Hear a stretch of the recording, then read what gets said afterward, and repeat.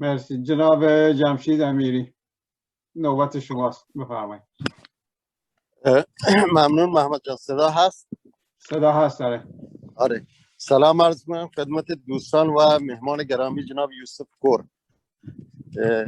جناب یوسف جان خیلی بحث‌های جالبی بود، لذت بردیم، واقعا استفاده کردیم. من سوالم در این هست که با این تفاصیل که ترکمن صحرا زمانی از نظر فعالیت‌های سیاسی در به اصطلاح صحنه سیاسی وابسته به نیروهای چپ در ایران مشهور بود و جنبش‌های رهایی بخش و جنبش‌های خلق‌های ترکمن در اونجا خیلی وابستگی‌های شدیدی به نیروهای چپ و یا سوسیالیستی داشتن. به اصطلاح سوالم این است که آیا این دیدگاه در بین مردم ترکمن هنوز به شکل کمافی سابق با این حال تغییر و تحولات جهانی صورت گرفته هنوز هست، یا اینکه بیشتر الان مردم روی آوردن به جنبش‌های ملی، مثلا در بلوچستان و کردستان و بین عرب ها، تا حتی به جای اینکه ما بیایم در رابطه با مسئله دموکراسی و سوسیالیسم و حقوق کارگران و زحمتکشان الان تاکید کردیم بر حقوق ملی. سوالم این هست که آیا در ترکمن صحرا این همین شکل گرفته یا هنوز بر روال سابق هست؟ مسئله دوم دیگه، این سوال دوم هم این هست که ما مثلا در بعضی از ملیت‌های ایرانی کلمه اشغال را استفاده میکنیم که مثلا ملتمون یا سرزمینمون اشغال شده از طرف دولت مرکزی یا فارس ها به شکلی. آیا این دیدگاه در بین ترکمنستان هم هست، در بین ترکمن ها هست یا نه؟ ممنونم اگه توضیح در این باره داشته باشید. خیلی ممنون. مرسی. تشکر میکنم. با اجازه آقای بفرمایید. بله، این سال اولتونه پس من جواب بدم. اینا شما فرمودین که در صحنه سیاسی این وابسته به نیروهای چپ بودن، نیروهای ترکمن. اینا این لطفا ما از این اصطلاح وابستگی استفاده نکنیم. ما شما درست میگین، ما پیوند داشتیم و پیوند داریم و خواهیم داشتیم. برای چی؟ برای اینکه اون چپ که اون دوران جنگ سرد با چپ امروز دوران جهانی شدن فرق میکنه. از ایدئولوژی، اصطلاح ایدئولوژی کنار گذاشته، اون چارچوب ایدئولوژی چیز نمیکنه. ایدئولوژی را به عنوان یک اعتقاد شخصی هر فرد در نظر میگیره. اون چه که الان مطرح هست، ما میخواهیم با هر قشری، با هر نیروی، با هر جریانی، با هر خلقی، با هر ملتی، با همه میخوایم در مناسباتی باشیم، هم سود برسونیم هم سود ببریم.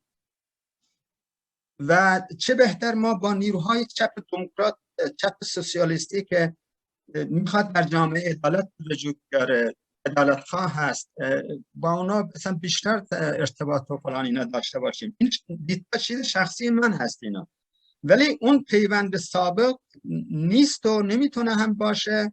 همونجور که فرمودین زمان روزگار متحول شده، این هم به اصطلاح این مناسبات هم متحول شده، ولی اساسات و پایه های این مناسبات همچنان که در همه جای دنیا هست در اونجا هم هست. اینا این شکلی. من اعتقاد دارم که در هر نقطه ایران مسئله هیچ نوع تعصبی با این گروه و اون گروه اینا نیست، با اون خلق این حال، بلکه باید دید که اون مسائلی که من امروز دارم تو این رابطه چه نوع مناسباتی با کی برای من بیشتر میصرفه، برای من به منفعت من و به منفعت آیندم تمام میشه. منظور از اینجا من شخصی نیست، بلکه من خلقی هست، یعنی مردم هم منطقه هم اینا. دیگه چون دوران جهانی شدن و گلوبالیزاسیون هست اینا، و به این خاطر مثلا بلوچستان با وجودی که اون ور هست، ترکمن صحرا با این ور هست، اینا دیگه مثل سابق نیست. در سابق ما این همه پیوند گسترده داشتیم به خاطر حضور گسترده از بلوچای بلوچستان در ترکمن صحرا.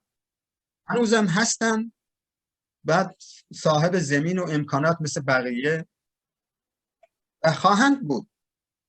مهم این است که ما نفع هممون، نفع همدیگر، با هم در کنار هم باشیم.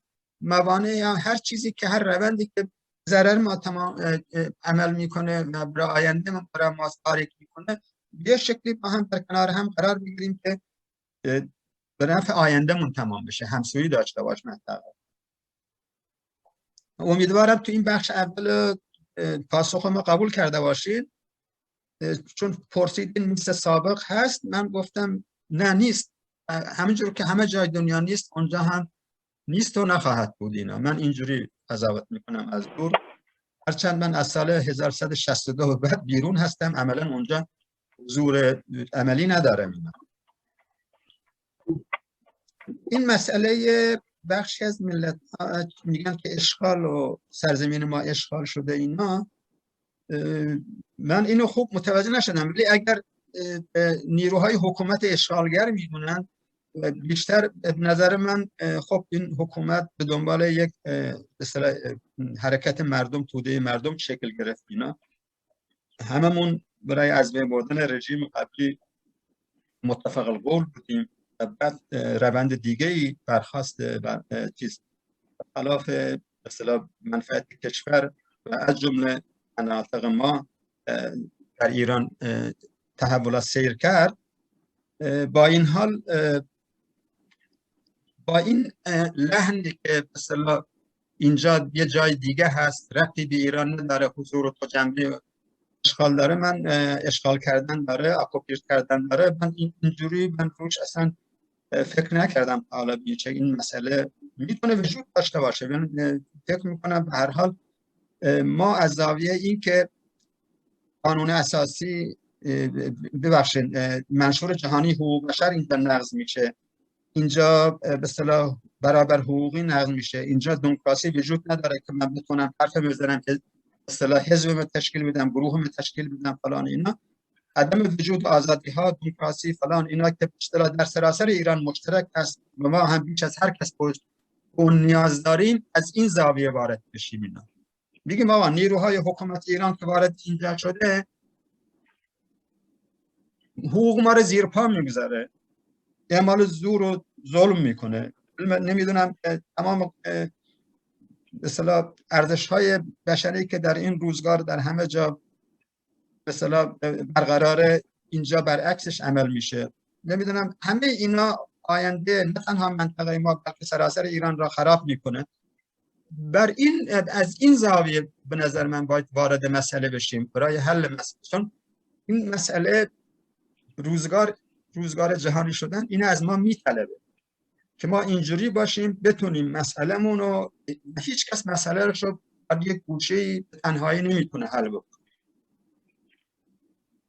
من اینجوری فکر میکنم و اینو با تکیه به دستاوردها و نرم‌های جهانی بر اساس منشور جهانی حقوق بشر و الحاقیات اون دو تا کنوانسیونی که عهدنامه‌ای که به اون میثاق بهش میگن، اینا را عهدنامه هست، اینا به اون تکیه بکنیم، بر اساس اون برخورد کنیم. اون هست ما را نجات خواهد داد در آینده. هر نوع به اصطلاح تغییر تحولی که در این روند، در اون سمت سو، در اون جهت رابطه با برقراری به اصطلاح یک شرایط دموکراتیک آزادی که بر مبنای منشور جهانی حقوق بشر مناسبات برقرار بشه به وجود میاد، هیچ مسئله‌ای به نظر من حل نخواهد شد. من فکر میکنم بیش از حد توضیح دادم، خیلی عذر میخوام. ممنونم. نه من جواب رو گرفتم، فقط منظورم اشغال این بود که یعنی ببین ایران یک کشور کثیرالمله هست که همه من باور داریم. گفتم مثلا در بعضی ملیت‌ها این دیدگاه اشغال شدن تو حکومت‌های داشتن برای خودشون، حالا حکومت‌های کامل یکی نبودن، یا به عنوان شیخ یا به عنوان خان منطقه، ولی خب ملک و طوایفی بوده. گفتم آیا این شرایط در ترکمن‌صحرا هم بوده، کسایی که مثلا برای خودشون نوع حکومتی محلی داشته باشند؟ فقط همین. سپاسگزارم. من جواب گرفتم، عالی بود، دستون درد نکنه. مرسی. آقای نوان صدای من رو داری؟ صدای شما هست، بله. دیوان نظری اگه اجازه بدید در این رابطه با اجازه آقای یوسف خسته نباشین، یوسف هم خسته شده، منم یک کم در رابطه با ترکمن‌صحرا یک 2-3 دقیقه در رابطه با این بفرمایید. آره یوسف هم یه چایی آبی بتونه بخوره. آره لطف دارین. دوستان میدونید این چیزی که ترکمن صحرا رو به طرف به اصطلاح گرایشات چپ کشونده، من خیلی لیستوار این رو سعی میکنم، یوسف هم حتما اینو گفته، من تو راه بودم بعضی از صحبتاشو نشنیدم، از سر کار داشتم میآمدم. در سال 1881 بر اساس قرارداد آخال سرزمین ترکمن ها تقسیم میشه بین روسیه تزاری و دولت قاجار و تا اون موقع در سرزمین ترکمن هیچ ملیت دیگری حضور نداشته، یعنی یک اتنیک دیگری که باشه اونجا، حتی بنا به آماری که اونجا خود بعد از اینکه حتی بقول اون زمان میگفتن اشغال، که رضا خان اون موقع رضا خان بوده بعد رضا شاه میشه میاد اشغال میکنه، این تز هست، این نگرش هست که در اون موقع اشغال شده و امروز دیگه مردم به عنوان اشغال نگاه نمیکنن، همونطور که یوسف گفت به عنوان یک رویکردهای دیگری داره. ولی برخی از تاریخ نگاران و قول معروف دیدگاه های سیاسی هست که اشغال شده و خب از لحاظ تاریخی هم واقعیت اینه که اشغال شده و در اون موقع بعد از این قرار وقتی میبینیم که اونور در سال 1917 اون مسئله که درگیری بولشویک ها یا سرخ ها با سفید ها یوسف پیش اشاره کرد، در این زمان بعد از اینکه بولشویک ها پیروز میشن، خب به مرور زمان در سال 1924 جمهوری ترکمنستان تشکیل میشه. این یک پروسه‌ای داره که خب این اون چیزی که مثلا در آذربایجان شکل میگیره در ترکمنستان شکل میگیره، در ازبکستان اون موقع که ترکستان بوده، ترکمنستان اینا نبوده، بعدها به قول معروف در زبان روسی بهش میگن رزمیژوانی ترکستانه. اون دوستمون اگه میدونه این رو در شرق شناسی خونده باشه، یعنی تقسیم ترکستان نام میده میشه که ازبکستان و اینها ترکمنستان اینا به وجود میاد. این حرکت هایی که در اون موقع بوده، چه حرکت های ملی، چه حرکت هایی که در صف بولشویک ها بوده از اتنیک های مختلف، عاملی میشه که ترکمن صحرا را هم تحت تاثیر خودش قرار بده و یعنی اونها مرزی نبوده، در ارتباط بودن. به ویژه از اون موقع گومیشان یکی از یعنی بزرگترین شهر به قول معروف ترکمن ها بوده، از طریق دریای خزر به باکو و به آستاراخان و با آستارا و اینها و همین اینها در تجارت بودن و آگاهی داشتن. اما بعد از اینکه بولشویک‌ها پیروز میشن، من یه نکته رو اینجا میخوام اشاره بکنم.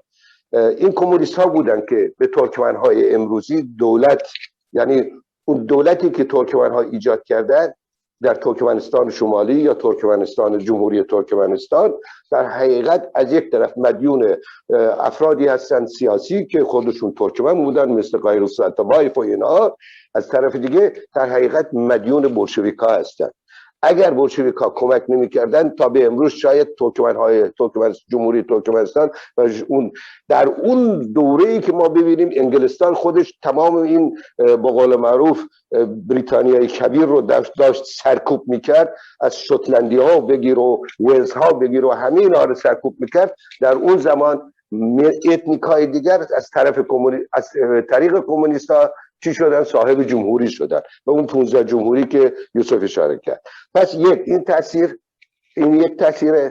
بعد این پیشرفت هایی که جمهوری ترکمنستان بعدها داشته از لحاظ فرهنگی، از لحاظ به قول معروف اقتصادی، اینها از طریق رادیوهای تا 1930 خورده ای مرزها نبوده، در رفت آمد بوده. خب اینها وقتی میدیدن که اون طرف داره پیشرفت میکنه این طرف داره سرکوب میشه، اینها هم یه به قول معروف این تاثیرهای خودش رو به چپ داشته. بعد 1900 در جنگ جهانی دوم ما با این مسئله مواجه میشیم که اشغال ایران، حضور ارتش شوروی در ایران، اینها هم عاملی بوده که بتونن اینها از حضور این ارتش برای ابراز اون مسائل اتنیکی خودشون، مسائل ملی خودشون که رضا شاه به زیر کشیده میشه و به اکسیل میره، به چیز فرستاده میشه، به قول معروف به چی میگن تبعید میشه، موقعیتی پیش میاد که هم حزب توده بتونه حزب توده ایجاد میشه و حزب توده بتونه پا بگیره و اون حضور ارتش باعث میشه که چی ترکمن ها هم ارتش شورای ترکمن ها هم به یک شکلی اون عناصر افراد تحصیل کردهشون به این طرف کشش پیدا بکنن. به ویژه مسئله ارزی در اون دوره اراضی غصبی که در زمان رضا شاه که به قول معروف املاک پهلوی بود و ترکمن ها خیلی ضرر کرده بودن و حزب توده به قول معروف یکی از شعارهای اصلیش در رابطه با دهقان ها بوده. این عاملی میشه که ترکمن ها به این سمت کشیده میشن. و در آخرین مرحله میخوام برگردم به جواب دنیا تغییر کرده. ما در یک دنیایی هستیم که خود روس‌ها فهمیدن، خود به قول معروف اون الیت‌های روس فهمیدن که با این اتحاد شوروی نمیتونن از اون منافع ملی خودشون به اون شکلی که هست دفاع بکنن. این بود که حکومت در اونجا تغییر کرد. امروز به نظر من الیت‌های ترکمن هم باید به این درک برسد و شاید و در ایران به نظر من رسیدن که از طریق جنبش چپ نمیتونن، یعنی با پیوند با جنبش چپ که نیروی بسیار ضعیفی در ایران هستش، از طریق اون بتونن که به حقوق ملی خودشون رو یعنی به عنوان یک متحد استراتژیک میتونن نگاه بکنن. ولی اینکه با اینها جوینت بشن، با اینها در اتحاد کامل بشن که به نظر من باید اتحادهای دیگر رو، این اتحاد ملیت ها خودش یعنی اساسی ترین اتحاد هاست و امروز باید هر ملیتی، هر اتنیکی باید در درون خودش ضمن این ایجاد اتحاد قوی باید در نیروهای دیگری که بتونن این مسئله رو، یعنی به ما اون توان رو بدن که به حقوق ملی خودمون برسیم، ما باید در این جهت باید حرکت بکنیم. و امروز من نظرم اینه که جنبش چپ نمیتونه همچین چیزی رو برای این نقش رو برای ما بازی بکنه. در ضمن آقای دکتر شیرانی هم یک سوال دادن. به نظر من، این نظر شخصی منه، نظر فردی منه، ما باید یک اتحاد بزرگ داشته باشیم. در این اتحاد بزرگ نیروهای راست از نظر من جای بیشتری نسبت به نقش بیشتری میتونن در بزیر کشیدن این حکومت بازی بکنن و بنابراین ما که طرفدار بزیر کشیدن این حکومت هستیم نباید از اتحاد برای بزیر کشیدن با نیروهای راست هراس داشته باشیم، باید با اونها به دیالوگ بپردازیم و با نیروهای دیگر برای فدرال یا یک حکومت غیر متمرکز باید حرکت بکنیم که اون یک جبهه دیگر است. ممنون. من میکروفون رو رها میکنم. مرسی جناب نظری از توضیحات. البته جالب، یعنی مرز تا 1930 تقریبا باز بوده که ترکمن‌ها رفت آمد داشتن. پس بلوچایی که معمولا پشت مرز موندن از 1930 به بعد هست که مرز کاملا بسته میشه و کسی نمیتونه وارد ترکمنستان بشه که ارتباطشون کلا قطع میشه با بقیه. جناب رحیم بندوی. عرض سلام دارم خدمت مهمان گرامی یوسف عزیز و همچنین نظریه گرامی که تکمیل کردن صحبت‌های یوسف. هر دوتاتون یک بحث‌های تاریخی بسیار مفیدی رو واقعا ارائه دادید که ما اطلاعاتمون خیلی کم بوده با مردم ترکمن در ترکمن صحرا یا در ترکمنستان ایران. واقعیت اینه به نظر میاد مثل این که امپراتوری تزار روسیه و امپراتوری بریتانیا هر دوتاشون به قاجاری خیلی خدمت کردن، چون انگلیسی‌ها بالاخره بلوچستان رو تحویل ایران دادن و تزار روسیه هم بالاخره این بخش از ترکمنستان رو که به عنوان ترکمن صحرا معروف هست هم به عنوان هدیه دادن به ایران که بعداً بالاخره شد مایملک آقای رضا پهلوی یا رضا چی بود؟ تایتلش چی بود قبل از اینکه رضا شاه بشه؟ من یادم نمیاد. به نظر میاد یوسف جان این نزدیکی که واقعا بین بلوچ ها و بین ترکمن هست فقط اون همانندی باورهای عقیدتی نیست. از نظر اسلام اون مذهب حنفی اهل تسنن باشه، بلکه از نظر ستم‌هایی هم که بر اینها رفته از سوی این دوتا امپراتوری و به اضافه از سوی دولت مرکزی ایران، اشتراک در این ستم‌ها هم روی بیشتر باعث شده که این پیوند محکمتر و محکمتر بشه. عرض کنم که در ارتباط با این یه لحظه عذر میخوام.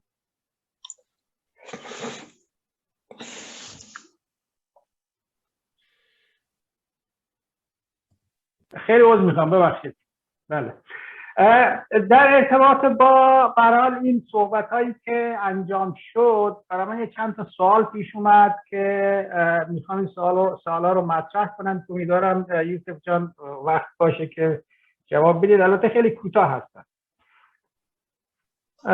خب بالاخره فهمیدم که استراباد در واقع گرگان شده. من نمیدونستم این رو، فکر میکردم استراباد همون اسم قدیمی گرگانه.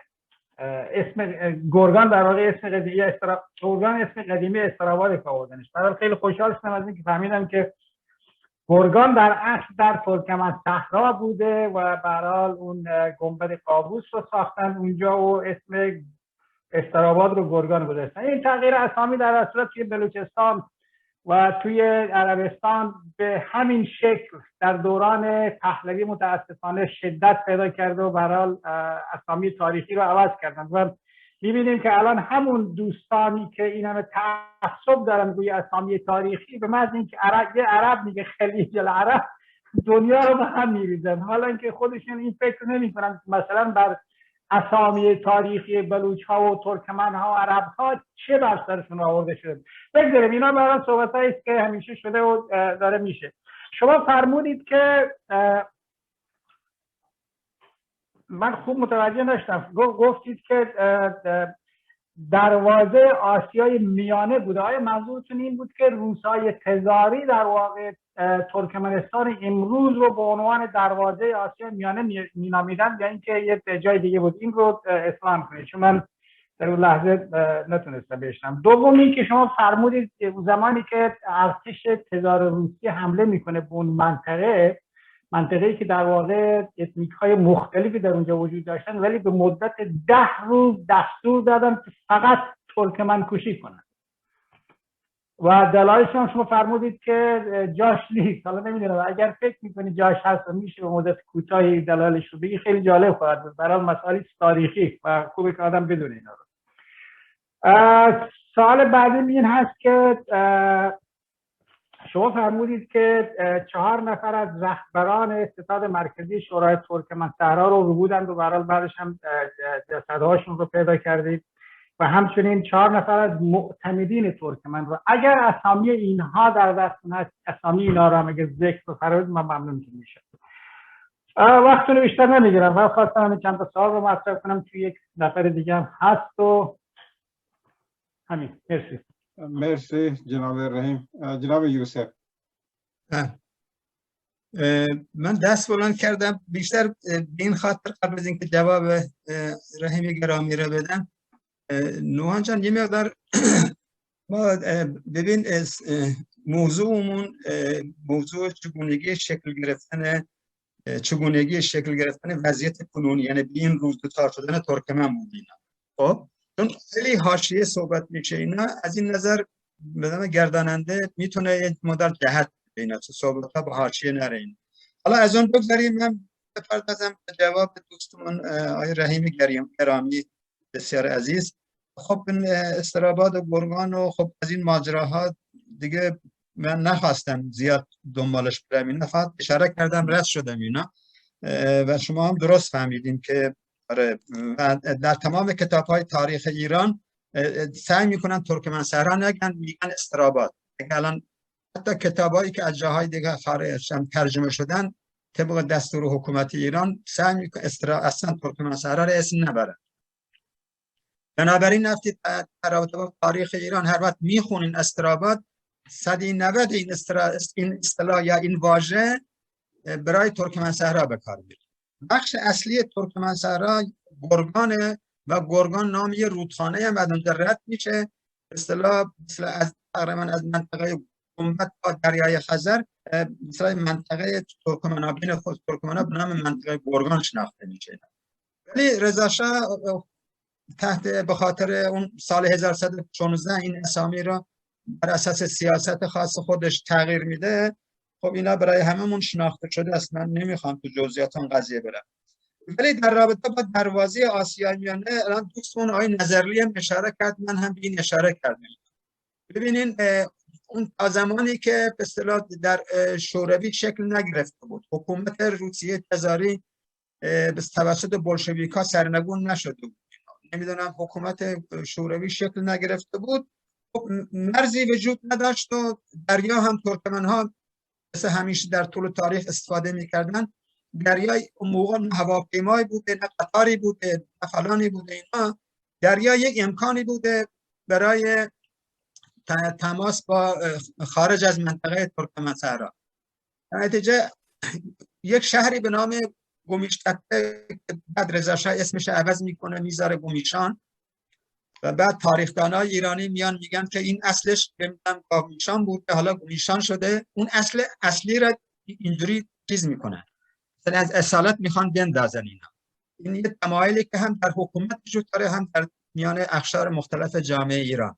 جامعه ایران به اصطلاح بخش فارسوانش اینا که اونقدر رشد کرده این مناسبات تجاری. منظور من اشاره به این بود اینا که بزرگترین شهر در بخش شرق دریای خزر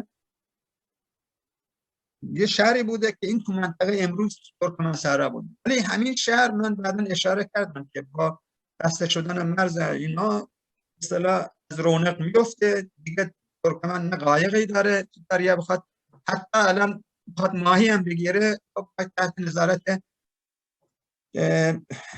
اون دریابان‌های نمیدونم جمهوری اسلامی اینا کلی هر سال کلی مکافات پیش میاد اینا درگیری و اینا وجود داره. حالا بگذاریم. به هر حال از اون زمان به این طرف من اونجا اشاره کردم که با شکلگیری شوروی اوضاع مثلا ژئوپلیتیک منطقه از اساس دگرگون شد.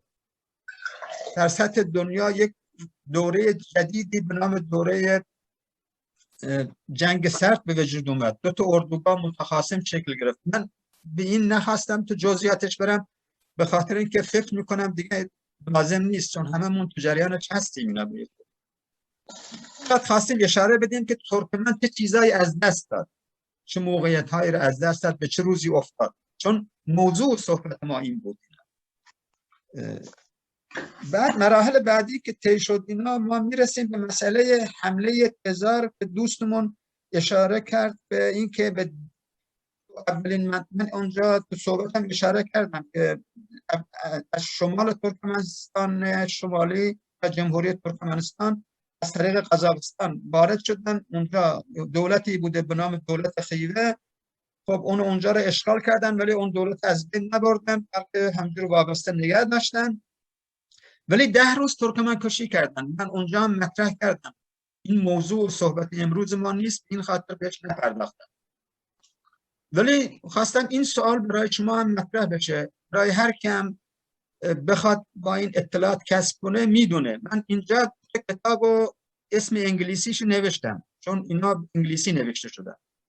یکی همین کتاب مکاهانه، اینجا Campaign of the Oxus and the Fall of Fever.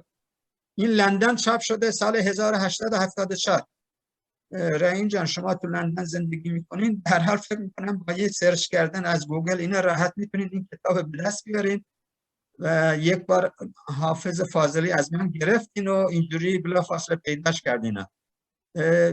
خیلی جالبه بخونی از اول تا آخر، همه شاید گریه میکنه بی اختیار. با چه وحشیانه به چوری فقط ترکمن کشی میکنن. این سوال پیش میاد آخه چرا فقط ترکمن میکشن؟ خب اونجا قزاق هست، ازبک هست، قمرات هست، چندین ملیت گروه‌های اتنیکی مختلف هستین. چرا فقط از من اینا ترکمن میکشن؟ من اونجا اشاره کردم که آره شما بعد از اینکه این پیروز شد بعدها چه انجام داد میشه روش قضاوت کرد که برای چی این کار کرده. ولی تو اون لحظه که داری میخونی حتی فرمانده که بسیار ژنرال کاوفمن هست، معاون فرمانده تا تمام فرمانده هایی که در گروه ها دسته های بالا پایین رو به اصطلاح فرماندهی میکنن، همه ازش سوال میکنن آخه ما برای چی اینو نت بکشیم؟ چیکار کردن آخه؟ با اونم این وحشت به این شکل. همین خبرنگار هم مینویسه. همین خبرنگار مکاهان این کتاب نوشته. چندین بار جلوش گرفته. لحظاتی که متوجه میشه یهو یه روستا رو دارن آتش میزنن، چه دودی بلند میشه، چقدر بچه ها میسوزن، چقدر پیرمردها، کورها، شلها، معیوب ها فلان. این خیلی صحنه های وحشتناکیه. این سوال پیش میاد میگه اینا چه کار کردن؟ مگه مرغتون رو کشتن؟ حتی مرغتون هم نکشتن. چرا باید اینقدر آدم بکشین؟ این شکل وحشیانه. این دلیل داره. من میتونم صحبت کنم ولی نمیخوام. الان موضوع صحبت ما نیست. این خاطرم به گرداننده اشاره کردن که لطفا سعی کنیم که ما از موضوع زیاد خارج نشیم.